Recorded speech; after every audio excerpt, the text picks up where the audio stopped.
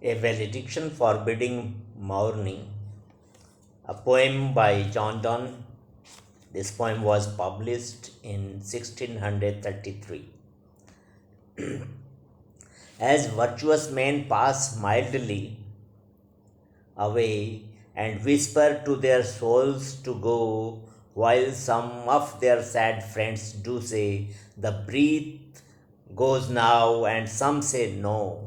So let us melt and make no noise, no tear floods, nor sigh tempests move. It were profanation of our joys to tell the laity of our love. Moving of the earth brings harms and fears. Men reckon what it did and meant, but trepidation of the spheres through greater far is innocent. Dull sublunary lovers love, whose soul is sense cannot admit absence because it doth remove those things which alimented it. But we, by a love so much refined that ourselves know not what it is, enter assured of the mind, careless eyes, lips, and hands to miss.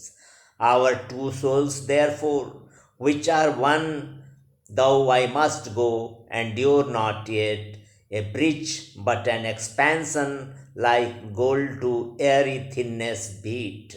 If they be two, they are two so, as stiff twin compasses are two, thy soul the fixed foot makes no show to move, but doth if the other do, and thou it in the center seat, yet when the other far doth roam, it leans and hearkens after it, and grows erect as that comes home.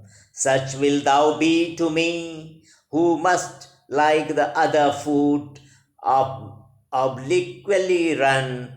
Thy firmness makes my circle just, and makes me end where I begun. Metaphysical poetry is a word, it is a term used to classify, used to denote poems by a group of 17th century English poets. By use of literary elements of similarities, metaphors, imagery, paradoxes, conceit, and far-fetched views of reality, it is characterized on this basis. John Donne is the most famous metaphysical poet, and this poem is one of his best known poems.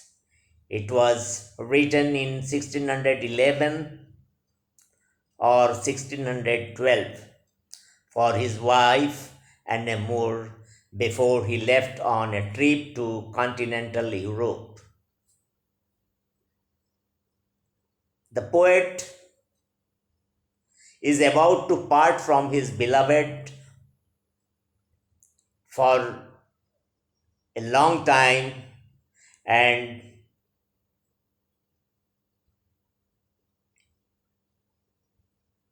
he is deeply in love with her.